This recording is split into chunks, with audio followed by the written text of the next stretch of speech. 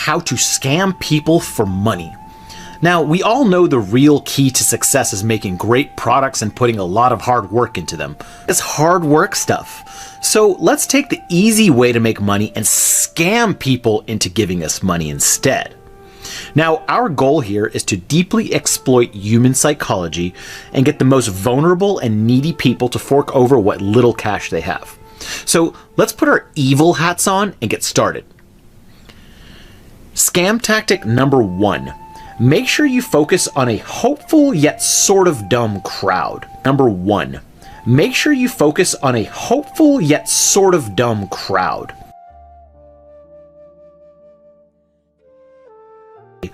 These are the people who subscribe to the idea that they deserve to live a good life. These are the people who dream of finding a passive income source that requires no work. This will be our target audience. By the time we apply some fancy copywriting and psychologies to these gullible people, they'll be willingly handing over their money. Now, this kind of crowd doesn't understand that success usually requires years of hard work and effort. They want the end result without the hard work. These people are generally on the lower ends of Maslow's hierarchy of needs. They want the shortcut to riches. They don't want to hear about hard work. They just want to bypass all that hard work and get straight to the riches. So let's fill these idiots up with hope, then drain their wallets of cash. We're going to be using the target psychological emotion of greed and laziness on this one. So now that we've identified our target audience, we can start getting them to trust us through simple manipulation. Scam tactic number 2. Tell people they deserve a certain lifestyle. This concept of people deserving a certain lifestyle appeals directly to the most hopeless and gullible of people. You get bonus points if you make them think a certain lifestyle can be theirs only if they believe. This is what a lot of life coaches do. They pump people full of belief with irrational logic. But you can't use rational logic to explain this. You need to use vague quotes. People who are very hopeless tend to flock to vague yet plausible sounding advice like this. It gives them hope. It makes them trust you. It makes you seem like an inspirational figure. It makes them dream of the output of a successful business. Of course, it just conveniently inspires them, but never actually teaches anything valuable. Suckers. These kind of vague images and quotes directly hit the rewards part of their brain. It fuels their desire to belong to an elite club where they do little work, have lots of leisure, and make tons of money. This is exploiting the psychological emotion of desire to belong and desire for freedom. It fuels their desire to belong to an elite club where they do little work, have lots of leisure, and make tons of money. This is exploiting the psychological emotion of desire to belong and desire for freedom. These are the two bishops of the Zion Christian Church cult. They would claim that in their cult they do not request any financial contributions from their congregants, which is a total lie. They do. I mean, for example, you go for consultation, prophetic consultation, and the quote-unquote prophet or false prophet will tell you that you have to go to Moria and buy a badge and buy khaki and buy teas, buy coffee, buy salt, buy etc. All of that, you have to pay for it. Nothing there is free.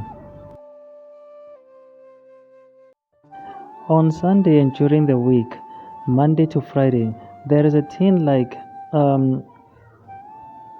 a piggy bank. Members of that church will have to contribute any amount of money which they have in it.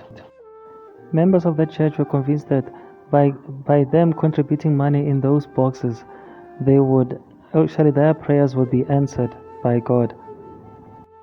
While in Moria, in a gathering of 9 million people, if 4,000 of them were to buy the uniform and other items and cost around about 1,615 rands, 6 billion will be in the pocket of the bishop. Another scenario, if people, 8 million of them, were to buy Maguinya worth 16 rands, the bishop would have 128 million in his bank account, and you will go home back to the same life, being broke, hopeless, with depression, with false hopes, and on top of that, with blasphemous acts. Your bishop is making sure that you do not have anything in your bank accounts, nor anything for your children, but rather you become poorer and poorer with this book, Buka ya Khanya. He is making sure that each and every time when you come to church, you have to leave something for him. You have to pay for the yellow book, you have to pay for the green book.